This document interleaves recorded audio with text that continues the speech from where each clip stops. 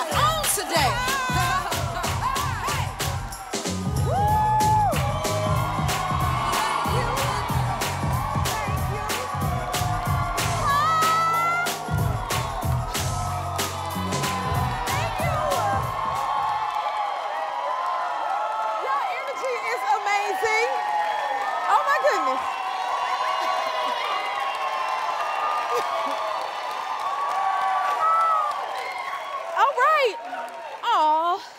Oh my God, y'all energy.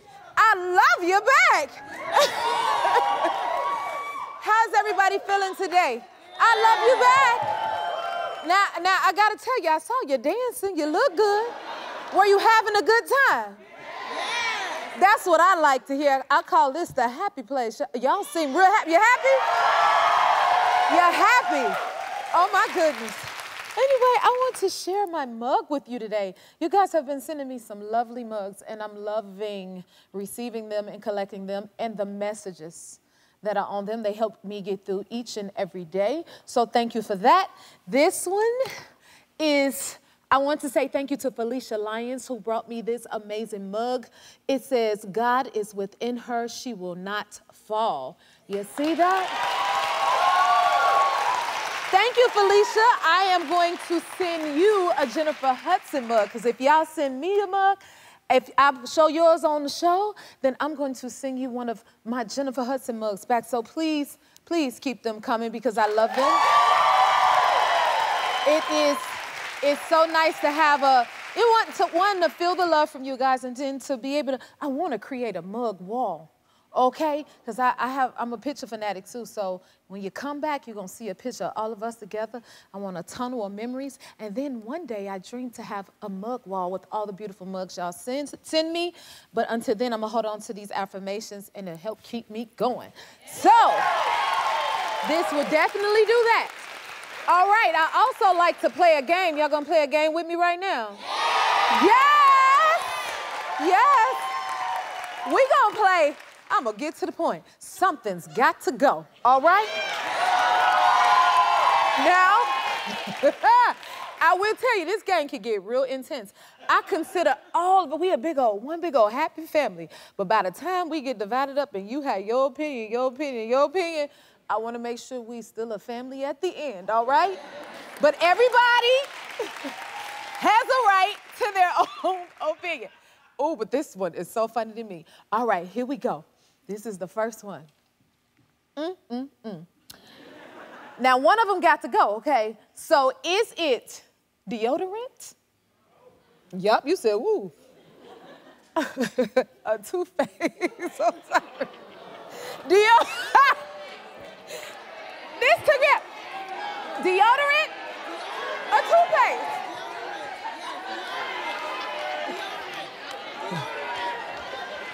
Wait, hold the line. Were you the one who said, Toothpaste.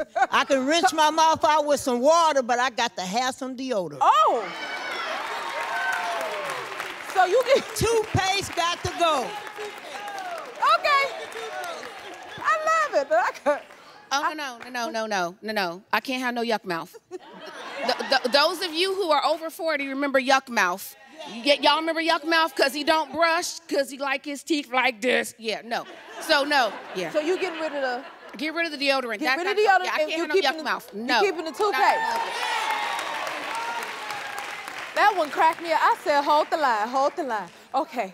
Who else we got? Anybody else? I agree with the toothpaste. I agree with the young lady back there. We have to have toothpaste. Deodorant can go because you can use baking soda. That's what I said. I'm from the old school. So toothpaste is a must. That's what I said. So you take that, what you call it?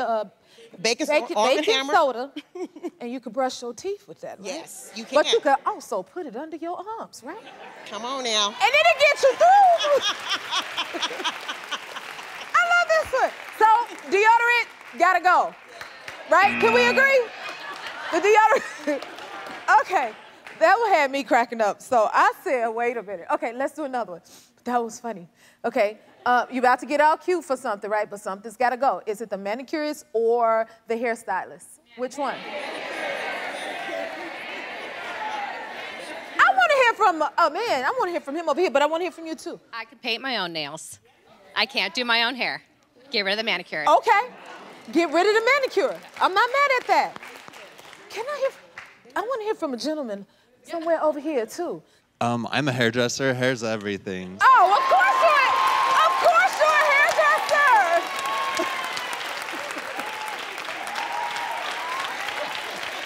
Okay. Do you do nails too, though? I focus more on hair. Here? So. Okay. I just tried to slip the nails in there. No, yeah. Oh, anybody else? What y'all thinking? Ooh. I think he gotta go or she gotta go if she's making you or he's making you choose between one or the other. They should just send you the money to make sure that they cover both. Because they should take care of both. Baby, that's a whole nother show. But you better tell them. Okay, I like that. Let's see. Oh, Lord, which one do I want to, because I like my nails and my hair. But see, this is my thing.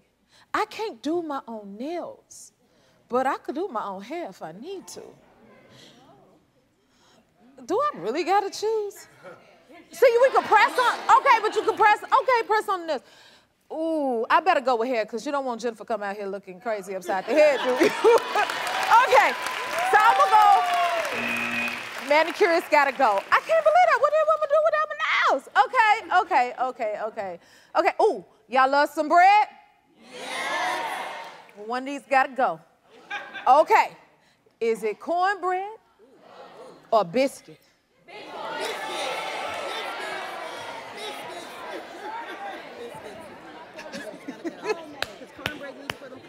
Hey, Jennifer, you Hey, look good, girl. thank you. Cornbread has to go. Not everybody knows how to make cornbread to be dry.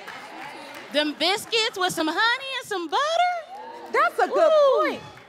Yeah. You said not everybody know how to make cornbread. It gets dry real fast. It gets dry. The biscuits, you know, when they warm and they gooey in the middle and they flaky on top. You better advertise it. Yeah. And cornbread. Okay, that's a good point. Anybody else? I definitely say cornbread because that's great for holidays, for Thanksgiving, Christmas. So biscuits, that can go with, you know, the side dishes and just everything throw them all on that over there. But cornbread, that's a holiday thing. You gotta have that. You gotta have that cornbread. Gotta have it. Okay. Ooh. Oh man. I was listening close. Y'all sold the cornbread. But I ain't going I'm not getting in my car to go to the restaurant to get no cornbread, but I will go get a biscuit. So the cornbread gotta go for me. Okay? Everybody's got an opinion. Thank y'all for sharing. We got a great show. We'll be right back. Most people know our first guest from the hit TV show, Jane the Virgin. Now he's a New York Times best-selling author with his new book, Boys Will Be Human. Please welcome Justin Baldoni. I am in the presence of greatness. Aw, thank you. Like, how often do you get to sit next to an EGOT winner? Thank you so much. Like, hello. Thank you. Listen, I want to thank you for writing this book because I have my son and 7 of his cousins, and I call them Camp David. So this is going to help me learn a lot about boys. Tell me what inspired this book. Oh, your son's 13. He's 13. First of all, I want to sign a copy to him. Please do. Please For me, this was... First of all, look, there's no books for young boys. We have abandoned them. This idea of boys will be boys, we just kind of let them go. And for me, I wrote this book because I desperately needed a book like this. For the 10-year-old who found porn for the first time before he was ready. Wow. And the 14-year-old who was bullied so bad that he had anxiety and hid at lunch because he didn't want to go outside. And the 16-year-old who wasn't emotionally ready to be in sexual situations and found myself in them. And for the adult me, you know, that's still trying to heal all the stuff that happened. I just felt like, God, I just wish somebody would have talked to me. I wish I could have talked to somebody. Puberty is like, it's so intense, and we feel like we're the only people in the world going through it, yet everybody's going through it, and nobody shares or talks about it. And I just felt like there was so much information that I, having been through it as an older brother or as a friend, could write to kind of help a boy like your son feel like he's not alone. It's so necessary. Yeah. It really is. I do want to know, how did you come up with the title? You know what I mean? What? Well, it's so funny. I saw the title as a vision before I had the book. So I wrote a book called Man Enough first, and that was a book for adult men. But the thing about adult men is that we've already spent our lives with this armor on. You know, we put the armor on when we're 11, 12, 13 years old, and that armor protects us from other boys. It protects us from the pain of the world.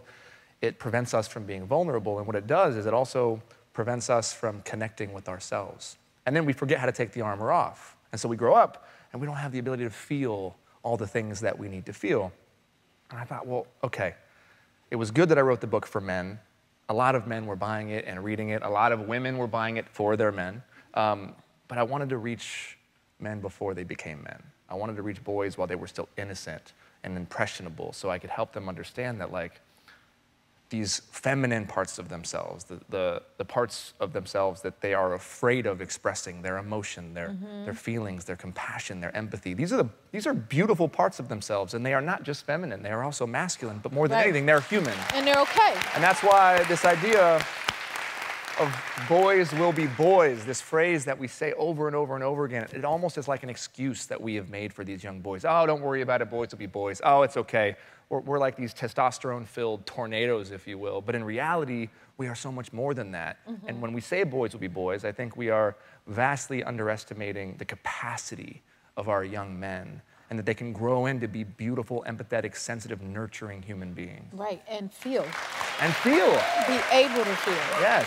That's something I noticed. Like, it's okay to be and feel how you feel, you know? But it's hard for them because what's the worst thing that you can be called when you're a young boy? A girl. It's the worst thing that a young boy can be called is a girl. So by showing human emotions, by showing feelings, by crying when you're sad, or by showing vulnerability or sharing something with another boy that you're struggling with, you get made fun of, you get teased, you get called a girl, and yet we're supposed to grow up and be in relationship with girls and like girls if we choose, if we're heterosexual in that way. Yeah. No, we have to learn how to love those parts of ourselves so that then we can appreciate them in the opposite sex. You gotta speak. Oh, God. It's so interesting. Oh, my God, I love your nails. Do you like my nails? I love your nails. My daughter... You see, we keeping these nails, ladies. I told you. My daughter Maya is going to, like, freak out when she sees those nails. I love She's in that phase. Okay, I love this. So, in your book, you talk about the personal story about faking puberty. What does that mean? Faking puberty? Yeah. Okay. In what way? Yeah, that's a super embarrassing story. But again, so what happens to young boys, and I'm sure it happens to girls, is that you start to have this competition in terms of like, okay, are you late? Are you early? When is puberty hitting? When is hair growing in all the different places? When is your voice changing? And for me, I was a quote unquote late, although I don't believe there's such thing as being late. Right. But I was behind the other kids, and I noticed that a lot of the other boys' voices were changing. And so when they talk, they'd have this like, you know, it kind of like, you have this kind of weird, almost Steve Urkel kind of thing going on. And I remember feeling like, oh wait, I'm not a man. I'm not changing. I'm not turning into a man fast enough. So I would pretend to like change my voice, and like my voice would squeak when I would talk a little bit like that. And I just wanted the other kids to see me like them. At one point, all the kids were getting zits early on. And then they were making fun of me for not having zits. This is the school I went to.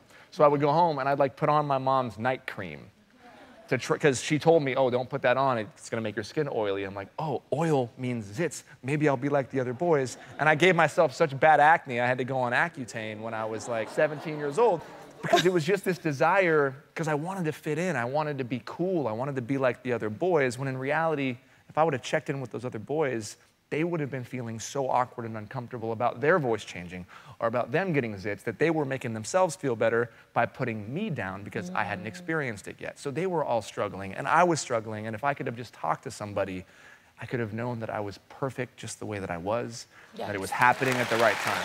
Yes. I love that. All right, more with Justin. We'll be right back.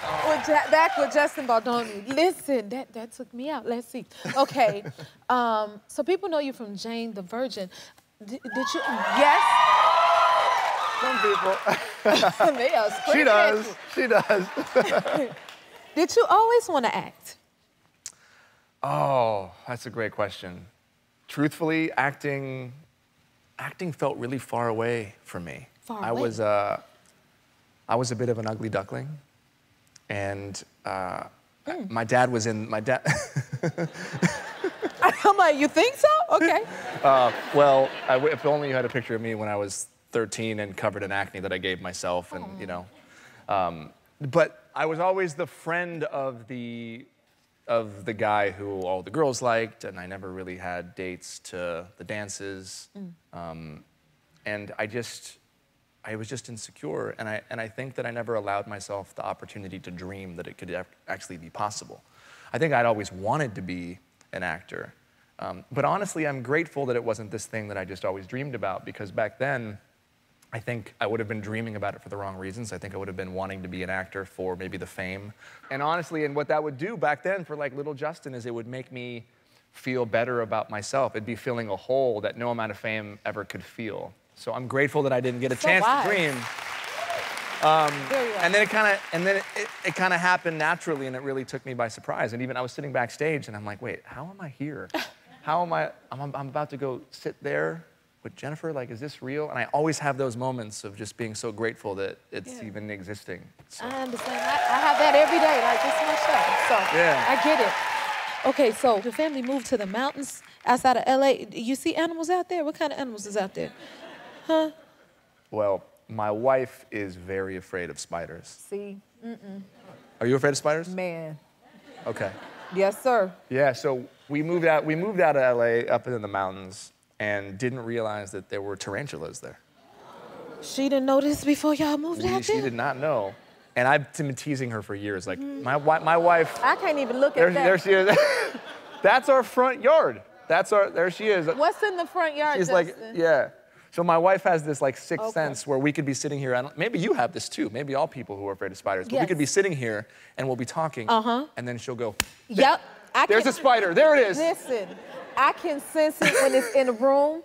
I know where they live, yes. I'm with your wife. But her spidey sense was off with this tarantula. I don't know, maybe it's too big. And it's so funny, because then about a month ago, we were outside, and there was one climbing up the window. I can't even now, don't do and that. And she wouldn't go inside. Don't do that. She wouldn't go inside. So, oh my God. Yeah, is there anything here? Don't do that. You're okay. Listen, thank you. Thank you so much for being here, Justin. Don't come back with no spiders. We love you, we appreciate you. Wait. No, This is why I love the boys, because they get the spiders away from me. Oh, yeah. Yes, Justin Books. Boys Will Be Human is available everywhere books are sold. We'll be right back.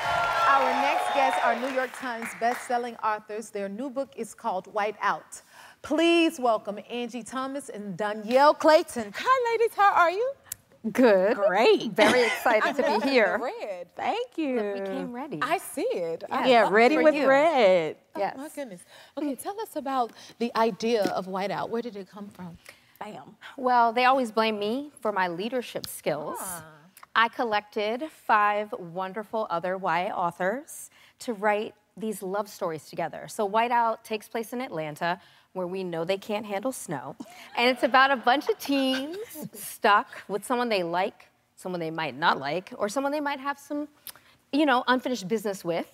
And they're dealing with their own love drama while they're helping 2 friends who have broken up get back together. So I just was like, hey, we should write this book about love for young people. Nice. Okay. And the first book you did together is getting made by Netflix. It's a series, and it's produced by the Obamas. Yes. Y'all better get it. Congratulations. Thank you. Thank you. What is that like? Oh, yes, tell it.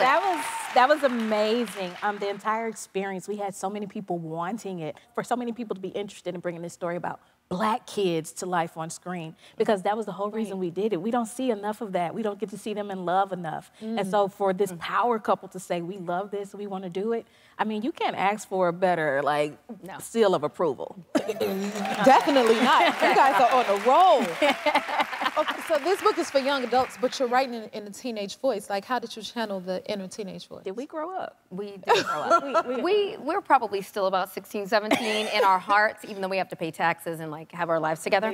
But I was a teacher for 13 years, and I was working with young people in East Harlem, New York, where I live, and I wanted to give them something where they saw themselves as the center of love stories versus everything pressing down on the bruises of their backgrounds, right?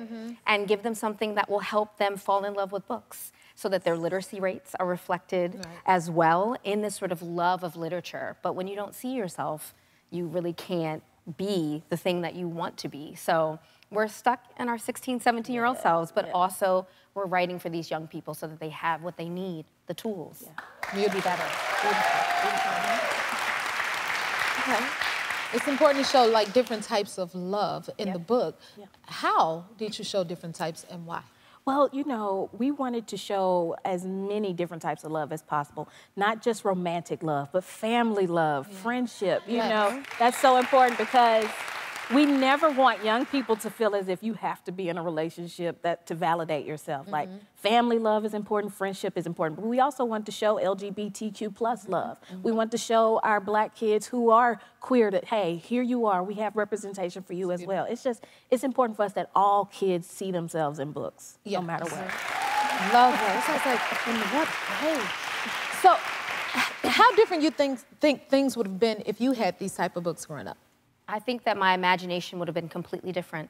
I would have been a writer first. I'm only a writer because I failed. I failed chemistry. I wanted to be a doctor, and I guess you need to know chemistry in order to become a doctor. And I failed, and I started rereading the books I loved as a kid. And had I seen myself reflected on the page, I feel like I would have gotten to the dream faster. I would have become a writer faster, and I would have been able to imagine myself as the hero of a story, as the love interest, as the person that is capable of saving the world. So I think that it's so, so, so important to provide those windows and mirrors and sliding glass doors for our young people. Look, we came ready for you. We came ready. Now, Angie, you were a rapper? I was. Before you were, I mean, if you look at my book titles, my first one, like The Hate You Give, came inspired by Tupac. On the Come Up is about a rapper, so hip hop is a huge influence on me as a writer. But when I was like a teenager, I hated reading because I couldn't see myself in books. Like, you know, no offense to Twilight, it was huge, but I couldn't connect with that. Like, my mama was not gonna let me date some 600-year-old vampire. No. Like, no. So I couldn't connect with books. I connected with hip hop, and I thought that was the only way someone like me could be a storyteller. So like, from ages 13 till 17, I pursued it. Like, I was doing talent shows, I did a demo, I did radio, all of that. And my mom, God bless her, she supported it all, even when I was bad. So shout out to the moms out there who support even when you know your kid isn't good at it. Hold it down. You know, I mean, I got her a house now, so we're good. Right, you're so, good, you know. But yeah, it was a way to express myself. Okay, you want to express yourself real quick? Give us a bar to what? She's sipping that tea. Yeah, she had to sip. Okay. What you got, girl? Okay, this one is from my second book, On the Come Up, which is also a film on Paramount Plus now. Just gotta say that. Shout out. Okay.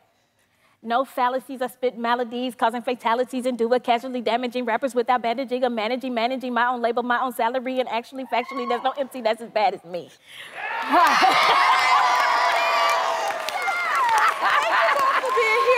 Thank you. You know, a vision. Oh my God.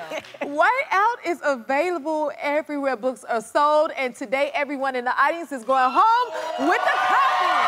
We'll be right back.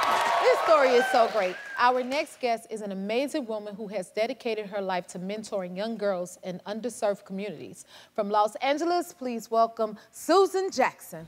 So, you wrote our website. Did you ever think you'd make it on the show? No, I did not.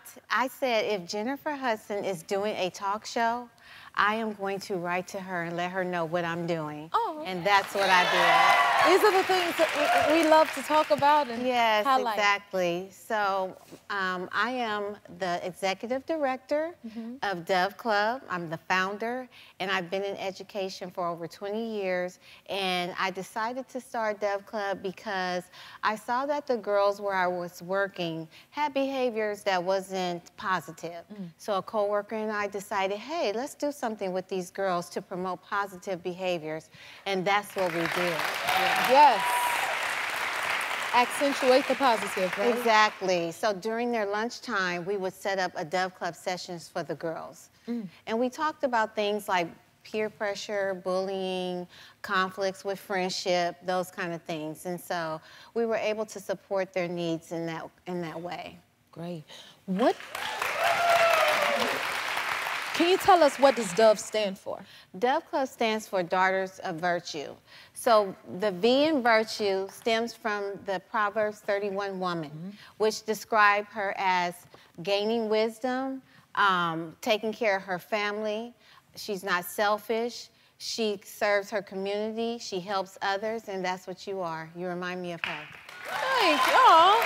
Thank you so much for that. Virtuous woman. Yes. And that V stands for, like, no matter what society says, no matter how you're supposed to be and look like, your virtuous character stands out.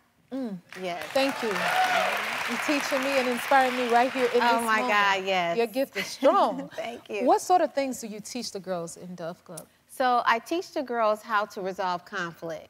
I teach them social and emotional learning because after the pandemic, the students, they just went through so much. Right. And so helping them to resolve their problems, helping them to be less stressed. We talk about how to communicate those things and be problem solvers and not dwell on the problem, but problem solve. All right. Yes. And what kind of homes did you discover that these girls come from? So the girls come from various backgrounds. I have a girl that's in a homeless shelter, and I provide Dove Club sessions for her. And I want her to know that she's validated, that your circumstances does not define you, that you can get an education and you can be somebody. Yes. Yes, we need more people like you. Yes, thank you. We need more people like you. Yes. With the success of it and in the girls, like, and the impact that you've had, like, how does that make you feel? Jennifer, I feel overjoyed. You know, like when you give your testimony in church? Yes. When the girls testify, like, you know, I was bad, but after I came to Dove Club, I started to get better. And that just brings, like, tears to me because it's really not about me, it's about him and doing his work and being able to help them change and strive into that virtuous character. That's something I'm after. So I'm a part of the lifeline in the family. I'm a support to the family and to the girls. And so when I see that they've changed, I'm overjoyed. Can we keep talking?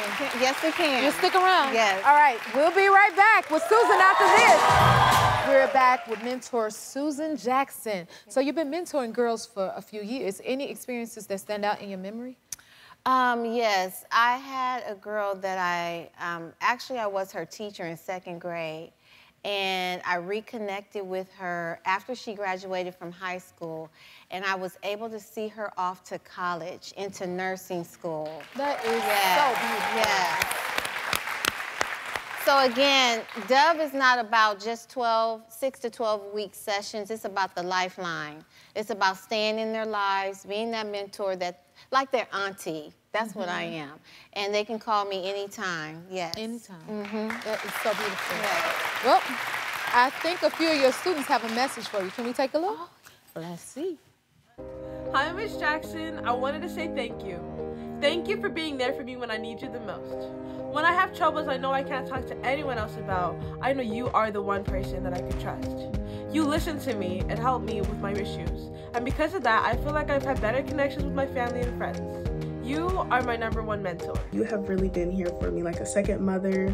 I really appreciate, all the deep talks, helping me to understand note-taking, for my nursing classes. I just really appreciate that I have such a strong, charismatic, inspiring Black woman such as you in my life. Miss Susan is great and kind. You also learn how to do your homework. You can even get help on it. Congratulations, Miss Susan. Thank you for being such a good influence on me. Thank you for helping me at my lowest times when I had low self-esteem and bad manners. For making me know that like I can love myself. You've really become a part of the family. You've become a mother figure to me. Thank you. I love you so much, Miss Susan. Aww. Thank you so much. Thank you for that. I appreciate it. I really do. Words cannot express how thankful I am. Well, we thank you. Please keep up the amazing work that you're doing with all of these beautiful young people and making a difference. We need more people like you. Thank you. And thank you so much for being here. We really appreciate you. Thank you. To learn more about Dove Club and how you can help, go to our website. We'll be right back, y'all. If you like this video, smash that like button and subscribe to the Jennifer Hudson Show YouTube channel. Check your local listings or visit jenniferhudsonshow.com to see when you can watch full episodes in your area. And don't forget to sign up for the newsletter.